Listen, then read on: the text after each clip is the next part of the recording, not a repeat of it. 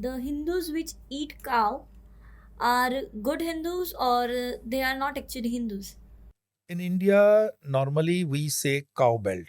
Cow belt means from Haryana, Punjab, Madhya Pradesh, Maharashtra, Gujarat, Karnataka. This whole part worship cow. Why you want dictation from some authority? It is bad or good. You don't have your common sense what is good and bad. Swamiji, nowadays there is a great debate on veg or non-veg food. So, what is right food? Any food which from your sanskaras, tradition, culture, or religion, you know, they say is right food. It depends on Desh, Kal, Parasthiti, and Patra. Desh means place, Kal means time, Parasthiti means circumstances, and Patra means individual. You see, sometimes individual is not capable even to digest very simple meals once he's on medical diet. So doctor prescribe, please take coconut water. That is his diet. And sometimes when you are going to gym, you need some protein wala food. So that is protein. But nowadays, because so many people create fuss about what is right food, is a veg, non-veg, garlic, onion, blah blah blah. The Shastras clearly says Ahar Sattva Shuddho, Dhruva Smriti. Food means Ahar, Shuddho. It should be pure. Nothing, nowhere it is mentioned in Gita precisely what is Sattva means veg or non-veg. No, it should be Shuddha. So even science says whatever, when you are going to the ICU, they more and more keep pressure on the cleanliness of the things. You come with clean hands, you come with clean clothes, like that. So the food should be clean rather than, garlic and onion. This is not a question. If you are capable to digest the food according to Deshkal Parasati, you are in Europe or America, definitely you will not get the food what you are getting in India.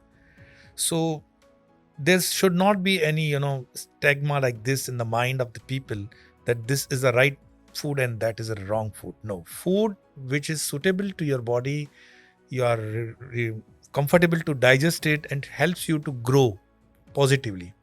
And Dhruva Smriti, your intellect is you increasing through that food. It's the right food. Swamiji, is killing someone okay to have our food? Well, in Buddhism also, killing is not considered pious, or in any religion. Of course, in Islam, they offer um, slaughtering and all these things on the name of Allah. But once I was reading the scriptures and all these things, even Sufism and other books, it is not directly killing of animal is permitted. No, nowhere it is permitted. But again, according to the circumstances in the places, Islam comes from the Arabia, Christianity comes from more settled in Europe. But India, you have got tremendous, varieties of vegetables, fruits, grains. So our Rishis Muni says when you have, option of sattvic food, why unnecessarily to go for tamasic or rajasic? So again, your question again is very much centered on the circumstances, your presence of mind. So, Swamiji, we generally offer seva or bhog seva to our deities. Can we offer non-veg? In India, no, it's not auspicious because in India we have ample of milk products, sweets, vegetables, and all these things. But I have seen with my own eyes, devotees of Hindu religion, but they were fundamentally Christian, converted then to Hinduism. They sometimes offer food which they are comfortable. I have seen even a devotee offering egg to Lord, but that was in Russian bloc or some Poland or something like that. So no comparison that you can offer these foods in India, but it is actually man ki bhavna. What's the intention of your mind? It is more important. God accepts whatever you offer with love and pure devotion. So, you think Bali Pratha is valid? Bali Pratha, you have to understand, not it's not a matter of just 1 minute where I can say it is correct or incorrect. Bali Pratha, what is Bali? Bali means bal. Bal means strength. So it is for devtas, not Parmeshwara. Sanatan Dharma has given you arrangements like, Parmeshwara, Ishwara, Devata, Upadevata. So we have shlok yak, Ishta Devata Bhyo Nama, Kula Devata Bhyo Nama, Grama Devata Bhyo Nama, Sthana Devata Bhyo Nama, Vasudeva Bhyo Nama, Sarve Bhyo Devi Bhyo Nama. Number of deities, demidogs. demigods. So we offer our offerings to, gods according to their taste and liking. Suppose Bhairava likes egg. Sometimes, other Hanumanji likes maybe fruits, or some god likes banana, some god likes til ka laddu, Ganpati likes laddu. So it depends on the nature of deity and that energy level. What energy is attracting the same, we try to provide that food. So Bali Pratha is very vast subject. We have to make maybe some separate video on that. But try to understand rather than degrading it. It is not good to degrade, or we are not supporting directly. We have to go into the depth and to understand what is Bali Pratha. Swamiji, in Hinduism, we consider Gau as Mata or cow as Mata. So, is eating Gau mass or beef valid? When you read the Satyarth Prakash of Swami Dayananda Saraswati, he is giving the scientific, explanation why we worship cow. In Aryan theory or in Aryan civilization, our main business field is agriculture. And for agriculture, cow is one of the most important, component. So without cow, you cannot do agriculture. I'm not saying that nowadays we have tractors and all these things. I'm talking about the Aryan civilization. In that civilization, cow has contributed since last 4-5,000 years, and it is not only in India. If you will read pre-Islamic era, even in Egypt they used to worship cow. In Iran, in Iraq, you go to Uzbekistan, Tajikistan, Kazakhstan. These all are the parts of the world where the culture and religion is mixed up. So cow was always important from agriculture point of view. So to respect that feeling, how it's like a family member, you cannot cut and eat it. So slowly and gradually, how we worship our grandparents, grandmothers, or our elders. So cow was integral part of that family structure. And we worship because it provides everything to us, food and source of income. So the worship from that point of view, and not to cut, is the respect point of view. And now you have options nowadays for so many foods. Why you want to slaughter cow unnecessarily? It's not correct act. So, to your point, the Hindus which eat cow are good Hindus or they are not actually Hindus? In India, normally we say cow belt. Cow belt means from Haryana, Punjab, Madhya Pradesh, Maharashtra, Gujarat, Karnataka. This whole part worship cow. The cow only in northeast areas of the India, like Nagaland, some parts of Assam, or some parts of Kerala, extreme. So the breed which we worship is a technical explanation for it.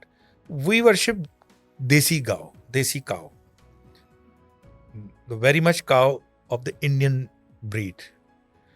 But the cows which are not of the Indian breed, they eat that only. So according to me, if any Hindu in northeast or other part of world is having beef, first of all, it is not necessary nowadays. You have all substitute foods available. But still, from taste point of view or other compulsions, it is you who will decide whether I should eat it or not. It is correct or incorrect. Your Vivek, discrimination of mind, you apply that. Why you want dictation from some authority? It is bad or good. You don't have your common sense what is good and bad, whether it is a digestible or not digestible, whether to have it or not to have it. So you can, with your responsibility, decide and go ahead. But religion forbids the reason, because of, I told you, that we worship because it was a source of our income. And breed which is not connected to our land, let them, no problem. Are there any mention about having non-veg or consuming meat in our culture, or it is just a foreign tradition that is invaded in India? So honestly, when we read Vedas and Upanishada, we have seen the tradition. Non-veg is also part, because in Shakta Dharma, Shakti Dharma, Shiva worship, of course, I mean, we have mix. And if I'm not mistaken, things support that. Even today, our tribals, they take non-veg food, and other castes and communities. To my knowledge, 70% of our population is not vegetarian at all. to the extent even they are vegetarian. So you cannot say that majority is vegetarian. But because vegetarian nowadays, carbon and all these, global warming and all these factors we are considering. So according to that calculation, we discourage not to take non-veg. And the activities which we are carrying in day-to-day life, there's a high protein, whether you will be able to digest it or not. In olden days, people used to work in fields and all these things to digest that food was okay, not bad.